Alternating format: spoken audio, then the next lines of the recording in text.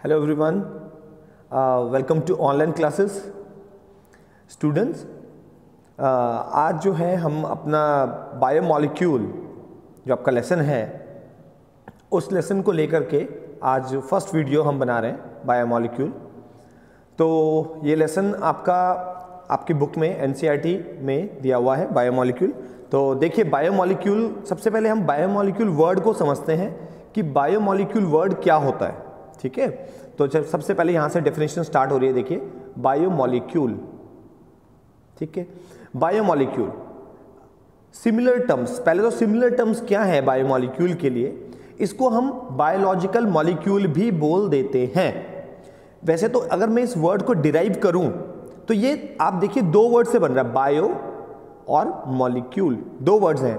Bio माने life, और molecule किसे कहते हैं? केमिस्ट्री के अंदर आपने टर्म्स पढ़ी होंगी, जब कुछ एटम्स आपस में कंबाइन हो जाते हैं, एटम्स मिलकर के कंबाइन हो जाते हैं, चाहे वो सिमिलर एटम्स हों चाहे डिसिमिलर एटम्स हों, तो वो मिलके क्या बनाते हैं? मॉलिक्यूल बनाते हैं। तो लिविंग थिंग्स के अंदर मिलने वाले मॉलिक्यूल्स को क्या कहेंगे? बायोलॉजिकल मॉलिक्यूल या बायोमॉलिक्यूल कहते हैं। ठीक है, अब आइए देखिए इनकी हम डेफिनेशन को भी समझ लेते हैं। यहां से डेफिनेशन स्टार्ट हो रही है, देखिए ये रहा आपका definition. A biomolecule is a chemical compound found in living organisms. देखिए, जो मैंने अभी आपको बात बताई वही डेफिनेशन कह रहा है बायोमॉलिक्यूल एक केमिकल कंपाउंड होता है जो कि लिविंग ऑर्गेनिज्म में मिलता है। These include chemicals that are composed of mainly carbon, hydrogen, oxygen, nitrogen, sulphur and phosphorus. इसके अंदर वो केमिकल्स इंक्लूड होते हैं, ज्यादातर वो केमिकल्स इंक्लूड होते हैं जो कि कार्बन से बने हो, हाइड्रोजन से बने हो, ऑक्सीजन से बने हो, नाइट्रोजन, सल्फर, फॉस्फोरस से बने हो। इट मींस इनके कॉम्बिनेशन से बने हो सकते हैं, तो वो बायोमॉलिक्यूल कहलाते हैं। आपकी नॉलेज के लिए बता दूं कि हमारा जो पूरा शरीर है या हमारा जो सेल है, ठीक है, उसके अंदर बहुत सारे केमिकल्स मिलते हैं। केमिकल्स का मतलब हो गया डिफरेंट टाइप्स ऑफ एटम्स मिलते हैं, और उन एटम्स को मिलने से बना करके बन जाते हैं मॉलिक्यूल्स। तो बहुत सारे मॉलिक्यूल्स मिलते हैं, आप ये कह सकते हो। तो हमारा पूरी बॉडी बायोमॉलिक्यूल्स की ही बनी हुई है। क्लियर है बात? अच्छा, उसके बाद देखिए, biomolecules are the building blocks of life and perform important functions in living organisms. जो बायोमॉलिक्यूल्स होते हैं वो हमारी बॉडी को बनाने के लिए, जैसे हम घर बनाने के लिए ईंटों का इस्तेमाल करते हैं, वैसे ही हमारी बॉडी केमिकल्स का इस्तेमाल करती है। ठीक है, तो इसलिए इनको बिल्डिंग ब्लॉक्स भी कह सकते हैं, जीवन का बिल्डिंग ब्लॉक्स।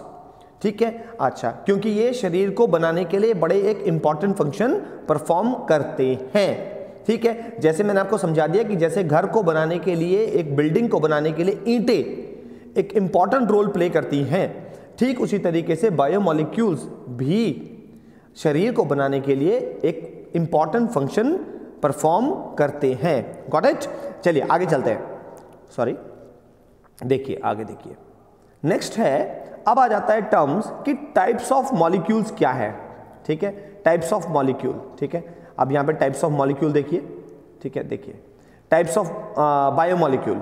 अब बायोमॉलिक्यूल्स को हमने दो पार्ट्स में डिवाइड किया, आप देख सकते हो कि दो पार्ट्स में डिवाइड हो रखे हैं। पहला है माइक्रोमॉलिक्यूल और दूसरा है मैक्रोमॉलिक्यूल। ठीक है, अब पहले समझते हैं माइक्रोमॉलिक्यूल क्या है। माइक्रो माने छोटा, और मैक्रो माने बड़ा। ठीक है, और मॉलिक्यूल तो है ही, आपको पता ही है। तो इसको सही कहना यह रहेगा कि माइक्रो बायोमॉलिक्यूल, और दूसरा हमें कहना चाहिए मैक्रो बायोमॉलिक्यूल्स। ठीक है, अब माइक्रो मॉलिक्यूल्स की सही डेफिनेशन क्या है? कहता है कि स्मॉल साइज, एक तो छोटे होते हैं साइज में। ठीक है, अच्छा, जैसे हम कह सकते हैं कि सिंगल यूनिट के बने हो सकते हैं, सिंगल यूनिट के बने होंगे, एक ही यूनिट होगी बनी हुई। ठीक है, लो मॉलिक्यूलर वेट, क्योंकि जब सिंगल यूनिट के बने होंगे तो मॉलिक्यूलर वेट भी क्या होगा? लो होगा। अच्छा, मॉलिक्यूलर वेट कितना हो सकता है? 18 से 800 डाल्टन तक हो सकता है। अब डाल्टन क्या है? डाल्टन एटम्स और मॉलिक्यूल्स के वेट को नापने की यूनिट है, ठीक है। अच्छा, तो इनका जो मॉलिक्यूल वेट है वो क्या हो सकता है, छोटा हो सकता है, 18 से 800 डाल्टन हो सकता है। तो जो ये माइक्रो मॉलिक्यूल होते हैं, ये मैंने आपको साइज बता दिया इसका कि इनका जो साइज रहेगा वो 18 से 800 डाल्टन तक हो सकता है। साइज नहीं, सॉरी, वेट। और वो वेट भी कौन सा, मॉलिक्यूलर वेट, समझ में आया। अच्छा, अब ये जो माइक्रो मॉलिक्यूल्स हैं, इनकी एक और चीज है, found in the acidic soluble pool. It means क्या मतलब है इस बात का कि जो माइक्रो मॉलिक्यूल्स होंगे, ये माइक्रो मॉलिक्यूल्स एसिड में सोल्यूबल होंगे, यानी कि ये सारे के सारे जितने भी माइक्रो मॉलिक्यूल्स आने वाले हैं सब एसिड सोल्यूबल्स हैं। एग्जाम्पल क्या हो सकते हैं, मिनरल्स, गैसेस, वाटर, और इसके अलावा शुगर, ठीक है, अमीनो एसिड्स, न्यूक्लियोटाइड्स एक्सेट्रा। अच्छा, ये एग्जांपल्स हो गए, ठीक है। अच्छा, मिनरल्स आप जानते ही हो, ठीक है ना। अच्छा, गैसेस और वाटर को भी आप पता है आपको, शुगर में आपका ग्लूकोज आ गया। अच्छा, और अमीनो एसिड्स क्या होते हैं, ठीक है। अच्छा, अमीनो एसिड्स के मिलने से, जो अमीनो एसिड्स होते हैं मैं आपको वो बता देता हूं कि अमीनो एसिड्स की लंबी चेन मिल जाने से क्या बन जाता है, प्रोटीन बन जाता है, ठीक है। तो अमीनो एसिड्स क्या बनाएंगे, प्रोटीन बनाने वाले हैं। और न्यूक्लियोटाइड क्या होता है, न्यूक्लियोटाइड्स के मिलने से, न्यूक्लियोटाइड्स जब आपस में मिलते हैं एक लंबी श्रृंखला बनाते हैं तो न्यूक्लिक एसिड बनाते हैं। और न्यूक्लिक एसिड्स मिला करके क्या बनाता है, न्यूक्लिक एसिड्स मिला करके बनाता है आपका डीएनए और आरएनए। तो न्यूक्लियोटाइड्स के मिलने से तो बनेगा आपका डीएनए, और अमीनो एसिड्स के मिलने से क्या बनेगा, प्रोटीन। मगर हाँ, एक चीज और है समझने वाली कि जो अमीनो एसिड्स हैं, अभी यहां पर माइक्रो वर्ड में यूज कर रहा है इसको, आप ये समझिए बात को कि ये माइक्रो कह रहा है अमीनो को। इट मींस अमीनो के सिंगल यूनिट। जब अमीनो एसिड्स बहुत सारे बन जाएंगे तब वो सिंगल यूनिट थोड़ी रहेंगे, ठीक है, तब वो मैक्रो में कन्वर्ट हो जाएंगे। तो आप जब आगे पढ़ेंगे ना तो आप पाएंगे कि हमने माइक्रो मॉलिक्यूल्स में अमीनो एसिड्स को पढ़ा है, बट मैक्रो मॉलिक्यूल्स में भी अमीनो एसिड्स का जिक्र आ रहा है, बट वहां पर चेंज मिलेगा आपको। वहां पर अमीनो एसिड्स के मिलने से क्या बन जाएगा, प्रोटीन बन जाएगा। तो अमीनो एसिड्स के मिलने से बना है, एक अमीनो एसिड से नहीं बना। एक अमीनो एसिड है तो माइक्रो, और अगर बहुत सारे अमीनो एसिड है तो मैक्रो। Got it. और ऐसे ही न्यूक्लियोटाइड है तो अगर सिंगल न्यूक्लियोटाइड है तो माइक्रो, और अगर बहुत सारे न्यूक्लियोटाइड्स मिलके बन जाते हैं तो बना देंगे न्यूक्लिक एसिड, और न्यूक्लिक एसिड के मिलने से बन जाएगा डीएनए। तो वो किस कैटेगरी में आएंगे, न्यूक्लिक एसिड और डीएनए किस कैटेगरी में आने चाहिए, मैक्रो मॉलिक्यूल की कैटेगरी में आने चाहिए। और आप एग्जांपल देख भी रहे हैं सामने आपके स्क्रीन पर कि उनको रखा भी मैक्रो मॉलिक्यूल्स की कैटेगरी में गया है। देखिए यहाँ पे प्रोटीन और न्यूक्लियोटाइड, ठीक है। अच्छा, उसके बाद अब मैक्रो मॉलिक्यूल के डेफिनेशन पे बात कर लेते हैं। देखिए, large sized, high molecular weight, greater than कितना है 10,000 डाल्टन्स वेट होना चाहिए, इससे ज्यादा वेट के, ठीक है। तो ये मैक्रो मॉलिक्यूल की डेफिनेशन है। अच्छा, उसके बाद found in the acid soluble insoluble pool, यानी कि ये एसिड इनसोल्यूबल्स हैं, एसिड में नहीं घुलने वाले, ठीक है। अच्छा, चलिए अब आगे चलते हैं। नेक्स्ट है आगे, नेक्स्ट टॉपिक देखिए, सेलुलर पूल, ठीक है। अब ये नेक्स्ट डेफिनेशन आ रही है, सेलुलर पूल क्या है। देखिए, सेलुलर पूल की बात करते हैं। Sum total of different types of biomolecules, compounds and ions present in the cell is called cellular pool. यानी कि सेल के अंदर जितने भी कुल संख्या में बायोमोलिक्यूल्स पाए जाते हैं, जितने अन्य अनदर कंपाउंड्स पाए जाते हैं, आयंस पाए जाते हैं, उन सबको सेलुलर पूल कहते हैं। It contains more than 5000 chemicals, यानी कि सेल के अंदर 5000 से ज्यादा केमिकल्स हो सकते हैं, ठीक है। चलिए आगे देखिए। नेक्स्ट, अब हम यहां पर जो हम टॉपिक उठा रहे हैं आपको मैं क्लियर कर दूं कि अब हम माइक्रो मॉलिक्यूल्स के एग्जांपल्स को, माइक्रो मॉलिक्यूल्स के जो एग्जांपल हैं उनको डिफाइन करेंगे, ठीक है। अच्छा, अब हम उनको इलैबोरेट करने वाले हैं उसके एग्जांपल्स को। तो पहला एग्जांपल आ रहा है माइक्रो मॉलिक्यूल का, पहला एग्जांपल आ रहा है कार्बोहाइड्रेट्स।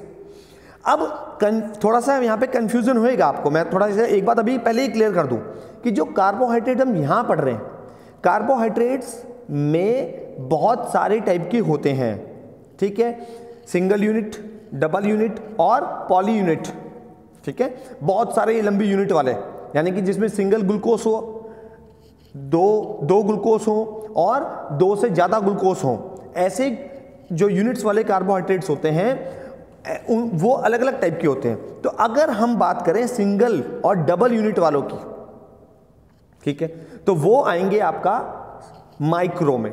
जब हम बात करेंगे यहां पर आगे चल करके अभी हम मैक्रो में भी डिस्कस करेंगे, तो आपको मैं अभी क्लियर कर दूं कि कार्बोहाइड्रेट्स का जिक्र मैक्रो में भी आने वाला है, बट कार्बोहाइड्रेट्स की कौन सी कैटेगरी का आने वाला है, यह सवाल बनता है ना। तो कार्बोहाइड्रेट्स की हम जो आगे मैक्रो मॉलिक्यूल का डिस्कशन करने वाले हैं आगे की वीडियोस में, उसमें आप पाओगे कि कार्बोहाइड्रेट्स के कौन से वाले, पॉलीसैकेराइड वाले। अभी जो डिस्कशन करेंगे जो माइक्रो में आते हैं वो कौन से वाले, वो आएंगे आपके मोनोसैकेराइड्स और डाइसैकेराइड वाले। समझ में आई बात। और जब हम बात करेंगे पॉलीसैकेराइड की, तो वो होंगे वो भी कार्बोहाइड्रेट, बट वो किस में शिफ्ट हो चुके, मैक्रो में शिफ्ट हो चुके होंगे, तब हम उनको मैक्रो मॉलिक्यूल में डिस्कस करेंगे। तो मैक्रो मॉलिक्यूल्स बड़े वाले और माइक्रो मॉलिक्यूल छोटे वाले, ठीक है। तो अब यहां पर अभी डिस्कशन किसका कर रहे हैं, माइक्रो मॉलिक्यूल्स का। अब बात करते हैं माइक्रो मॉलिक्यूल्स में। First example carbohydrates. तो पहले कार्बोहाइड्रेट्स की डेफिनेशन ले लेते हैं क्या होता है। तो डेफिनेशन दोनों तरफ क्लियर होगी, मतलब दोनों तरफ सेम ही आने वाली है। जब मैक्रो की बात कर रहे हैं वहां कार्बोहाइड्रेट आएगा तो भी यही डेफिनेशन कार्बोहाइड्रेट्स की। जब माइक्रो मॉलिक्यूल्स की बात करेंगे वहां पर कार्बोहाइड्रेट आ रहा है अभी, तो यहां भी यही डेफिनेशन, सेम डेफिनेशन। तो दोनों तरफ सेम डेफिनेशन है, बट कार्बोहाइड्रेट्स के जो टाइप्स हैं, अनदर टाइप्स, यानी कि मोनोसैकेराइड्स, डाइसैकेराइड्स, बदल के मैक्रो में कौन चले जाएगा, पॉलीसैकेराइड वाले। पॉलीसैकेराइड के वैसे एग्जांपल क्या होते हैं, ठीक है, क्या होते हैं पॉलीसैकेराइड के एग्जांपल। पॉलीसैकेराइड के एग्जांपल होते हैं सेलुलोज, स्टार्च, ठीक है। अच्छा, अब देखिए कार्बोहाइड्रेट्स की बात करते हैं। These are the organic compounds mainly made up of C, H and O, यानी कि ये ऑर्गेनिक कंपाउंड्स होते हैं और बने होते हैं कार्बन, हाइड्रोजन और ऑक्सीजन से। They are defined as polyhydroxy aldehydes and ketones. ये इनकी एक्चुअल डेफिनेशन क्या है, ये पॉलीहाइड्रोक्सी एल्डिहाइड्स एंड कीटोन्स होते हैं। ये अंडरलाइन करने वाली चीज है, यहां पर ध्यान दीजिए। They are defined as polyhydroxy aldehydes and ketones. अब पॉलीहाइड्रोक्सी, ठीक है, पॉली माने बहुत सारे, हाइड्रोक्सी माने OH। अब बहुत सारे OH के साथ जुड़े होंगे, क्या जुड़े होंगे, एल्डिहाइड जुड़े होंगे। एल्डिहाइड्स कौन से ग्रुप होता है, एल्डिहाइड आपको याद होगा CHO, एल्डिहाइड, ठीक है। और जुड़े होंगे पॉलीहाइड्रोक्सी के साथ कीटोन्स। कीटोन्स कौन सा ग्रुप होता है, कीटोन्स होता है आपका RCOR, ठीक है, ये ग्रुप होते हैं RCOR। चलिए आगे चलिए, ठीक है। अच्छा, तो उसके बाद देखिए, उसके बाद हम बोलते हैं कि these are produced directly by the plants during photosynthesis. Carbohydrates plants के द्वारा सीधे तौर पर बनते हैं जब वो फोटोसिंथेसिस का प्रोसेस कर रहे होते हैं। तो यानी कि प्लांट्स फोटोसिंथेसिस करके कार्बोहाइड्रेट्स बनाते हैं। Carbohydrates are also known as saccharides because their major constituents are sugars. Carbohydrates को हम सैकराइड्स भी कहते हैं, सैकराइड माने मीठा, ठीक है, क्योंकि इनका जो मेजर कॉन्स्टिट्यूएंट होता है वो क्या होता है, शुगर्स होता है, ठीक है, ये चीज है। हालांकि आपकी नॉलेज के लिए बता दूं कि सभी कार्बोहाइड्रेट्स मीठे नहीं होते, ठीक है, हाँ जी, ये भी आपको बता दूं मैं कि मीठे नहीं होते, बट क्योंकि उनको क्यों बोल रहे हैं, शुगर की कैटेगरी में क्यों रख रहे हैं, क्योंकि उन सबसे हमें शुगर यानी ग्लूकोज मिलने वाला है, ठीक है, ये चीज है।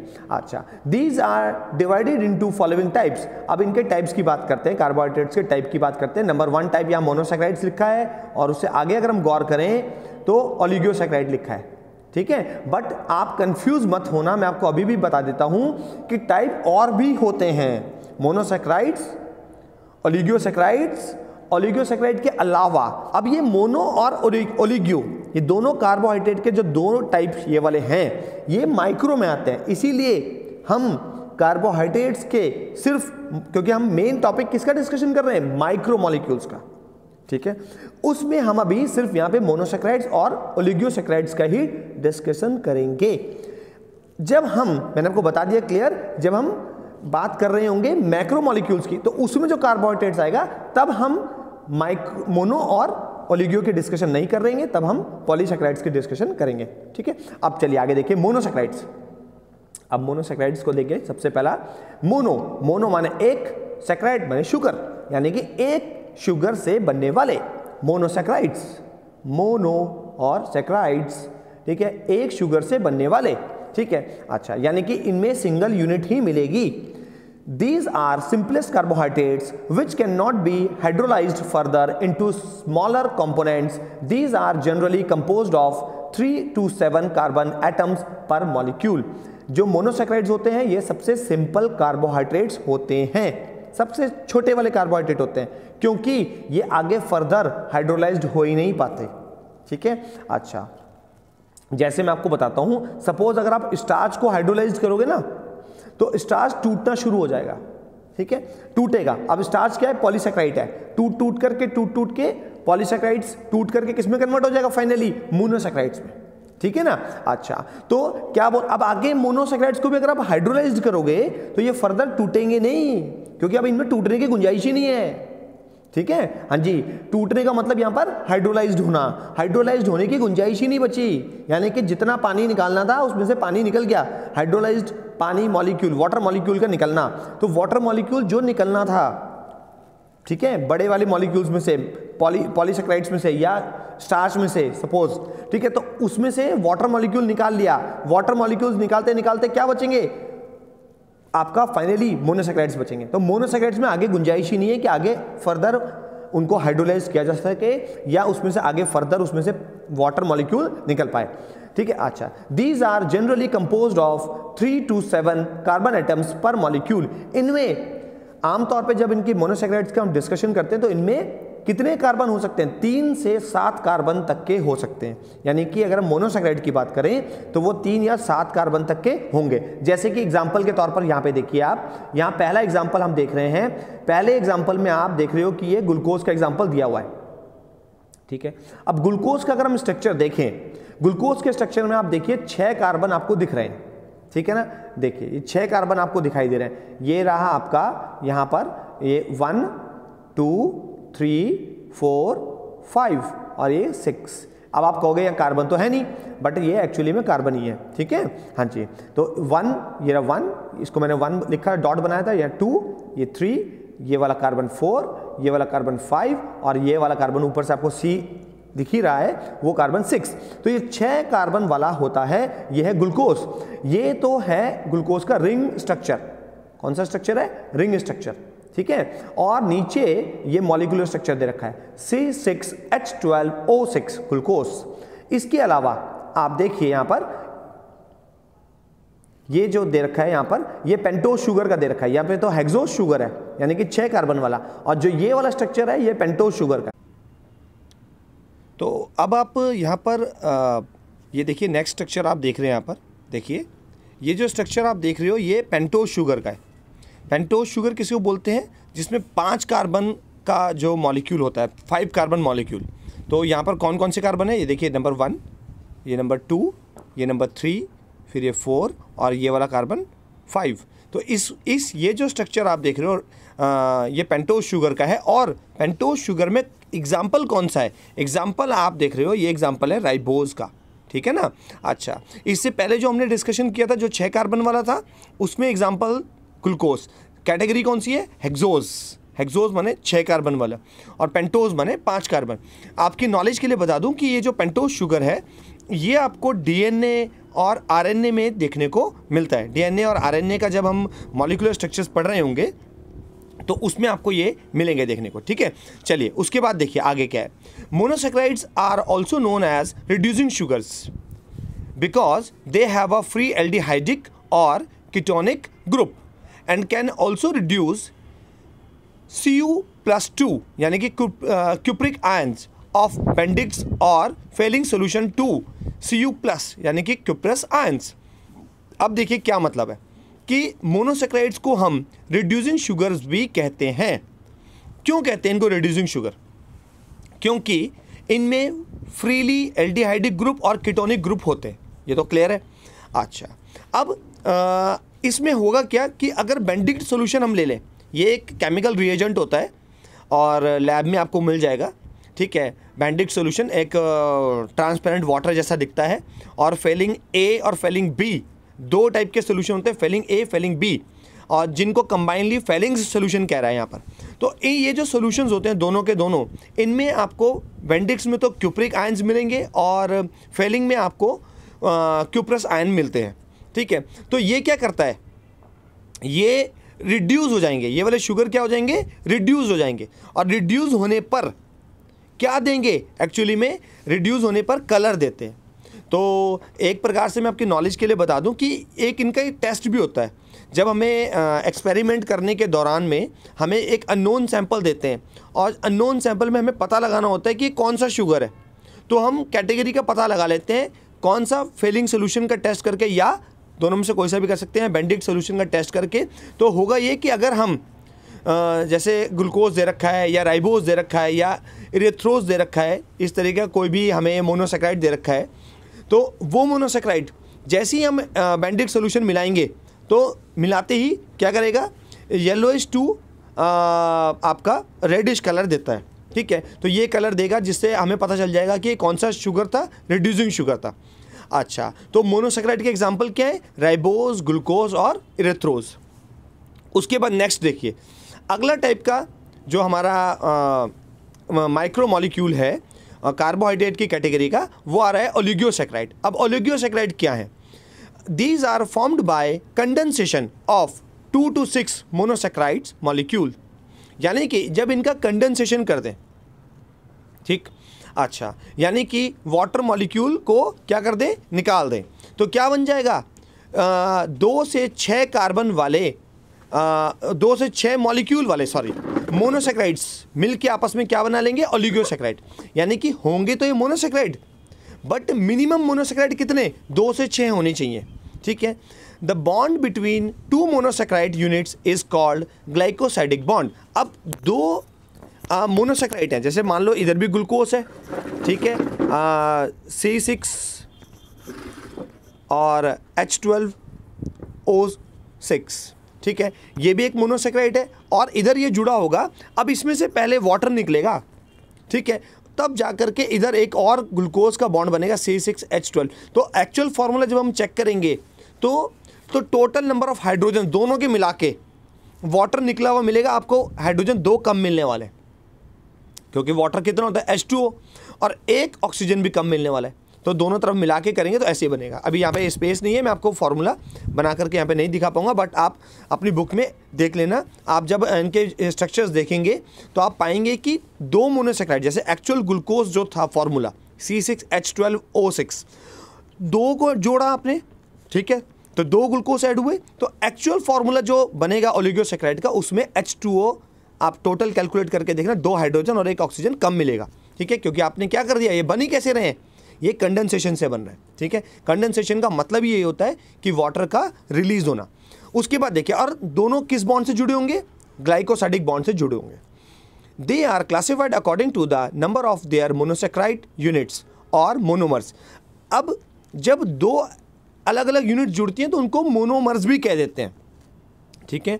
अच्छा, जैसे पॉलीमर्स के टर्म में ये भी एक प्रकार के आगे जब आगे आगे अलग अलग यूनिट्स जुड़ती चली जाती हैं तो उनको मोनोमर्स भी कहते हैं। सिंगल यूनिट को मोनोमर, और जब बहुत सारी यूनिट जुड़ जाती है तो उनको पॉलीमर्स। तो कह रहा है क्या है यहाँ पर कि मोनोसेक्राइड्स के, अलग अलग मोनोसेक्राइड्स के जुड़ने से अब आगे हमारे ओलिगोसेक्राइड बनते हैं, और उनके आगे क्लासिफिकेशन क्या है, उसमें नंबर 1 डाइसेक्राइड, और फिर ट्राइसेक्राइड, और लास्ट में है टेट्रासेक्राइड्स। अब पहले डाइसेक्राइड देखिए, नाम से क्लियर हो रहा है कि 2 मोनोमर जुड़े होंगे, यानी कि 2 मोनोसेक्राइड जुड़े होंगे। अच्छा जी, ट्राइसेक्राइड्स नाम से क्लियर हो रहा है, इसमें 3 मोनोसेक्राइड जुड़े होंगे। टेट्रासेक्राइड्स नाम से क्लियर है, इसमें 4 मोनोसेक्राइड जुड़े होंगे, ठीक है। अब जो टेट्रासैकराइड्स हैं, इसका एग्जांपल क्या दे रखा है, देखो इसका एग्जांपल है स्टेक्यूज। ट्राइसैकराइड का एग्जांपल क्या है, रेफिनोज। अच्छा, और बात डाइसैकराइड की करें तो डाइसैकराइड्स में क्या है, देखिए दो मोनोमर्स हैं। डाई मैंने आपको पहले ही बता दिया, डाई माने दो और दो सैकराइड्स यानी कि मोनोसैकराइड, या दो मोनोमर से जुड़ के बनने वाला। इसमें क्या बोलता है, these are also known as non reducing sugars. इनको नॉन रिड्यूसिंग शुगर भी बोल देते हैं। क्यों बोलते हैं, क्योंकि इनमें फ्री एल्डिहाइड और कीटोन ग्रुप एब्सेंट होता है, ठीक है। अच्छा, इट मीन्स अगर हम इनको फेरिंग सॉल्यूशंस के साथ या बेंडिक सॉल्यूशन के साथ ट्रीट करवाएंगे तो जो इनका रिजल्ट है वो रेड कलर लास्ट में नहीं आने वाला। तो जब रेड कलर नहीं आया तो इट मीन्स जो शुगर सैंपल मिला हुआ था वो कौन सा सैंपल है, नॉन रिड्यूसिंग है। तो कौन सी कैटेगरी है, डाइसैकराइड है। ये मैंने आपको एक्सपेरिमेंट्स भी बता दिया, अगर आप इनकेस आप एक्सपेरिमेंट करें तो आपको पता चल जाएगा। अब इसका एग्जाम्पल क्या है डाइसैकराइड का, एग्जाम्पल आप देख रहे हैं, एग्जाम्पल है सुक्रोज, माल्टोज और लैक्टोज, ठीक है। अच्छा, तो स्टूडेंट्स ये जो टॉपिक था आज का हमारा मोनोमर्स, सॉरी बायोमॉलिक्यूल्स, और बायोमॉलिक्यूल्स में भी माइक्रोमॉलिक्यूल का फर्स्ट एग्जांपल कार्बोहाइड्रेट। कार्बोहाइड्रेट में भी कौन से, मोनोसैकराइड्स और ओलिगोसैकराइड। ये हमने ओवरऑल आज डिस्कशन कर लिया है। तो आज हम वीडियो को यहीं एंड कर रहे हैं। Keep watching and keep learning. Thank you very much.